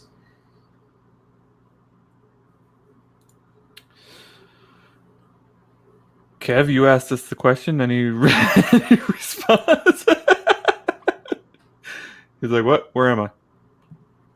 I feel like once you get to this point in the draft, I feel like it's time to just swing for the fences. You're getting down to the players that chances are, a lot of times aren't players that are really going to make your team. And the players that you're going to be looking to move on from, soon, after a couple of weeks if they don't really work out. Some things that I really don't recommend doing would be handcuffing your own players. I just think it's more often than not that strategy doesn't work out, and you end up holding on to that player all season, and you end up just kind of wasting a roster spot in the scenario that if the off chance that one of your guys gets hurt. And so I would much rather pick up other people's handcuffs, and I think that's a much more optimal approach. And so for me, like I am always looking for upside in the later rounds. Like that's really all I care about at that point. And if after 3 or 4 weeks they don't work out, or they're easily replaceable. So, so that's if you look at my draft so far, now we've gotten into some more later rounds. I drafted Dare from Tampa Bay, who I feel like that has, I've been it's funny now because I've been sort of beating the drum for him really for the last couple of weeks. I put out some tweets about him and stuff like that, and I know Cody, you've been on him as well. But now all of a sudden, it's like everybody's starting to catch up to the party, and you're starting to see more and more traction for him. And I still feel like if you're drafting this weekend, most people aren't really going to know who he is. And I think for the most part, people are going to be like, "Who? Who did you just take?" You have those draft kits where it provides stickers. You probably may end up finding you're writing his name in. Yes, you're writing the guy's name in, and I feel like that he's somebody that could easily take over that backfield and end up being the starter sooner rather than later. I think at the very worst case scenario, I think he's the third down back because he is proven to be in college a terrific pass catcher out of the backfield and has the the size and speed to do so. And so I really like him. I probably took him way higher than I really had to, but I was kind of worried about Cody and if he would take him. And then for me, the other one that I really took was Dominic Crockett, who is another player that I all offseason have just been hyping. And he's now finally, now that the Lamar Miller injury happened, that he's finally starting to get some run among groups. And so I think both those players really have I thought I was on the clock.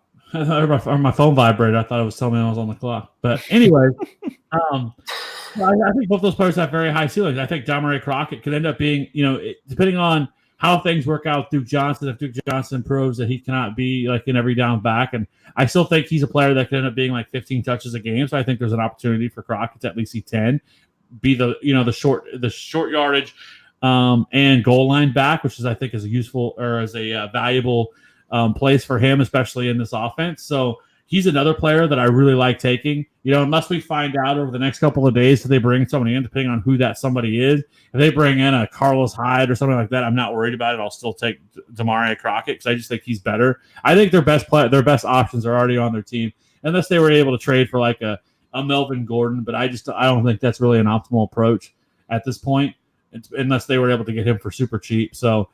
But for me, that's what I'm looking for in the later rounds. I'm looking for opportunity and I'm looking for upside. As you can probably see from my last two picks, I like slot receivers this late because I feel like slot receivers catch a lot of balls, and when you're half-point PPR and you need a receiver because of an injury or because of a bye week, that your slot receiver is going to catch 6 or 7 balls, so you're going to get yourself at least 3.5 to 4 points right there just from the catches alone. So I like to kind of stack up slot receivers, and the starting slot receivers on bad teams are usually still left. So that's why you see Adam Humphries and Trey Quinn sitting there for me. I think there's a real chance that Trey Quinn leads that team in targets. I think so too. He's the only receiver they've even said anything about. Terry McLaurin, the coaches mentioned his name, but I don't think Gruden said 2 words about any other receiver on that roster. Have you happened to see Trey Quinn's first down celebrations? I haven't, no. Dude, I'm gonna have to. I put a little video, not like a video together, but just put a couple clips together of his first down celebrations, and I want the dude to succeed just so we can see more of those. They're dude, you would think that he had just had a 8 touchdown game when he's celebrating these first downs. They're incredible. I love a guy who can give a good celebration. Did you guys see the Hunter Renfrow side by side with DK Metcalf? No. Dude, it's hilarious. He looks like he's a gym teacher next to a bodybuilder, which is probably not a far off statement. It's crazy. I'm gonna have to look at that.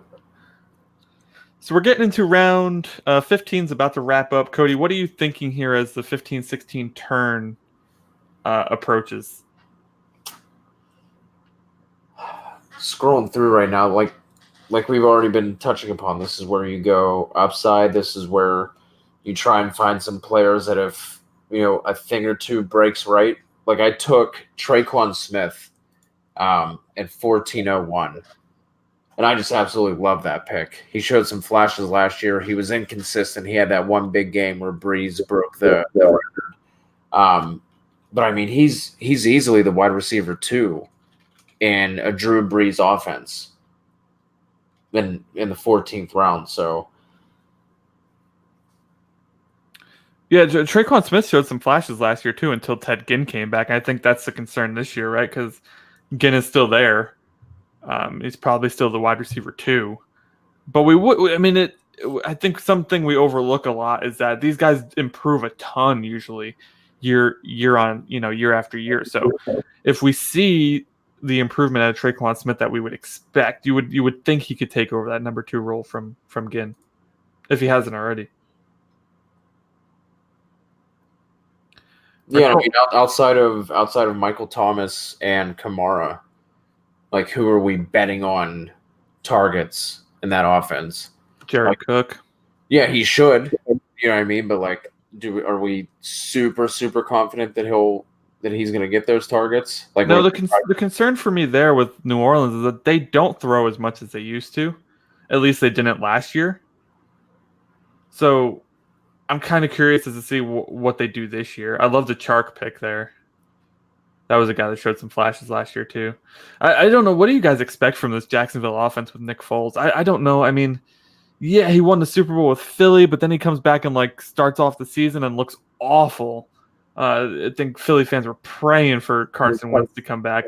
I just don't know what to expect from the Jacksonville offense. But the division's wide open given the Andrew Luck retirement. Yeah, D.D. Westbrook, he seems to be the clear one. He's the one that's been getting hype every single week with every report that came out with mini camps and OTAs and the training camp.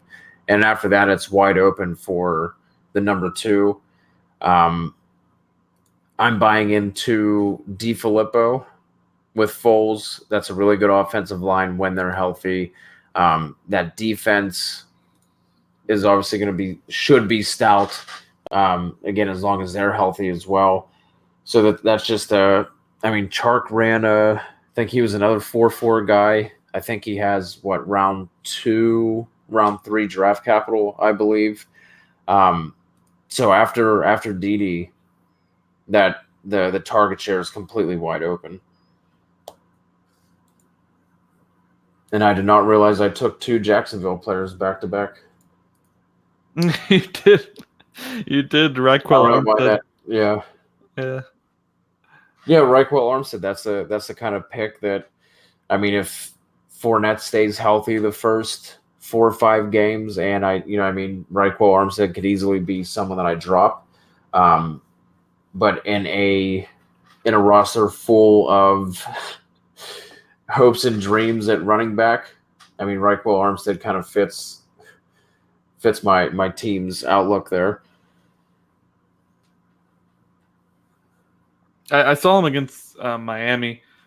He didn't look great. It's hard to tell in the preseason, but he'll certainly have plenty of opportunity if Fournette were to go down again. And we did see them utilize Yeldon a little bit, even with Fournette in the lineup. So it's just an offense that I don't know what to expect. And this is an offense that you do target in the later rounds, right? Because we don't know what to expect. I love that pick of Jerron Brown there by the commissioner. By the way, Kev, you're on the clock in case you weren't aware. He takes Justin Watson at Tampa Bay. But Jerron Brown over in Seattle, they lost David Moore, it looks like, for a considerable amount of time. So Brown becomes is Kev talking shit in YouTube again. Anthony, you have to run the StreamYard from now on. I can't deal with Kev talking to himself. Yeah, he's talking to himself in the YouTube chat. He's so proud of himself too. Look at that smile. He's so proud. He's praising himself in the. That has the same name as me. That's weird. There's a lot of. Kevin's a common name still, so someone with a common name. So oh my goodness, Kevin's out there. So wait, but how come his icon has TFA in the background though? Well, he's trying to emulate the GOAT, right? So Patrick Mahomes. This looks a lot like your icon, actually. So, hey, I just want to say shout out to Kevin Still too. You're welcome anytime. This is you're allowed here. Slide my DMs and I'll help you draft. This is what happens when Kev is allowed to drive. We don't let Kev drive. This is why. This is why right here. By the way, in future shows or even on this show, if you have any questions, just jump into the chats. And they show up, and we could put them up on the screen. So I'm hiding behind the bubble. It's fantastic too because it covers Anthony, and you can't even see Anthony. It's like he's not even here. So I'm having some fun with this. Anthony, you're on the clock.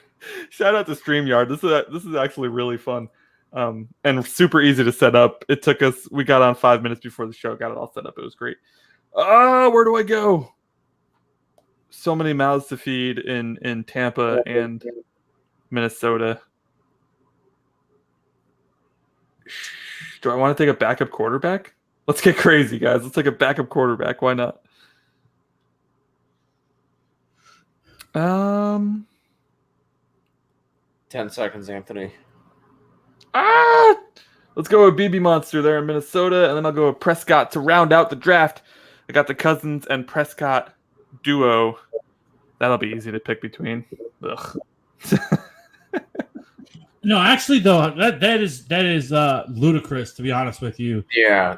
Dak Prescott is still available this late. He should have been. I have him right now ranked as quarterback 14 in my drafts, my rankings. They're up on the site TFA40.com, and I don't know. I feel like that is ridiculous that he's going that low, and I think that's kind of almost consensus with him, and especially if Zeke really does sit out and he really holds out, who do you think's going to be throwing? I mean, Dak's going to be throwing the ball a ton, and I don't know. Like they have the weapons now with Michael Gallup, with Amari Cooper, who, by the way, I know we kind of talked a little bit about with the injury, the plantar fasciitis injury. David Chow, who is Pro Football Doc on Twitter, said that it's not something anybody should be worried about at all. It's a very minor injury. It's not going to limit them all. So I once I heard that, then that, because I think I was like a lot of people. You hear that with foot injury, something wrong with the foot, and you start to get really nervous. And do you lower him down? Because he really balled out last year. I think from week 17 through 16 or something like that, he either had a touchdown or 75 yards in every game.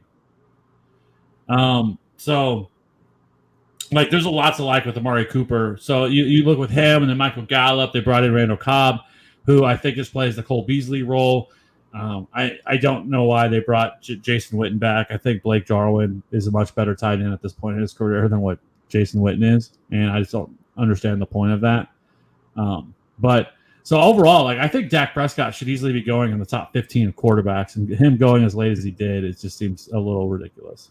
I didn't realize with taking Dak Prescott there is I have the Dallas Cowboys trifecta because I also took Tony Pollard and Michael Gallup. So I'm apparently all in on the Dallas Cowboys. Here we go. Yeah, I think Kellen Moore is going to open that offense up a little bit more. I think they're going to be more – it'd be hard for them to not be more aggressive and to not open that offense up coming from, what they've had the past couple of years. But I think that obviously bodes well. Dak Prescott has yet to finish outside of the top 10, I believe, in fantasy points amongst quarterbacks, even going back to his rookie year. So if you start adding on more passing opportunities, we could potentially be looking at like a top 3, 4, 5, somewhere in that range. I don't think that's out of the question. Certainly not. All right, guys, quick, as we wrap up the thing, what's your favorite pick of the draft on your team? Just real quick.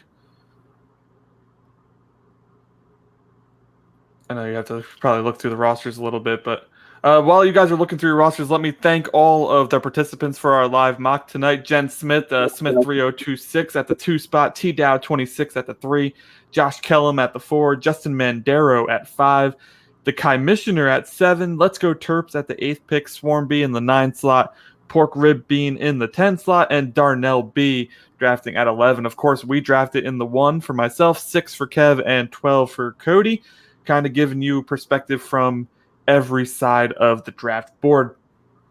So, guys, now that you've had a hot second to go ahead and look at your rosters, who on your team was your favorite pick from this draft? Mine was easily Chris Godwin because I sniped Kev. So there's never been a finer reason. Well, as the fine gentleman who I guess is going to remain anonymous, Kevin Steele put, by the way, Kevin Steele's crushed at this draft. He truly is God of fantasy football. Praise the fantasy at 13. Thank you, sir. I tip my cap to you on that. But yeah, I feel like I really just came in. I executed my game plan. I dominated this entire draft. I hope everybody took notes on how to properly draft here. And, you just go and you go top to bottom for this team, and it is nothing but goats. It's championship already. They say you can't, win the league through the draft, but you can lose it. No, I disagree. You can certainly win your draft. And here I am doing that, right? You just go, just crush it with DeAndre Hopkins and Juju Smith-Schuster, then Aaron Jones. I have no bad picks here. It's great. All right. I don't know how you make it through the door with how big your head is after these fantasy drafts. Honestly, you can't even answer a simple question. Ask for one person, you go on a 10-minute rant. The show's been going for an hour and 50 minutes already. Enough is enough. Mine's Jalen Samuels. You'll see why when the new article drops. He is a bold prediction of mine this year. Thank you so much for watching and listening to this episode of the Fantasy Authority podcast. Let us know what you thought if you watched this on YouTube or Periscope or anything. StreamYard has been awesome for us for today, so we want to know what you thought of it. How was the interaction? How was the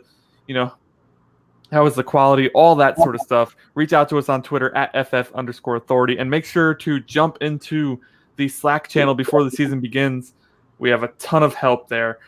We'll be sure to get you through your drafts, get you through your season, get you to a championship, bring you home that trophy. All right, for Cody Kutzer and Kevin Steele, I am Anthony Pinzone. This has been the Fantasy Authority Podcast. Thank you so much for listening, and have a great night.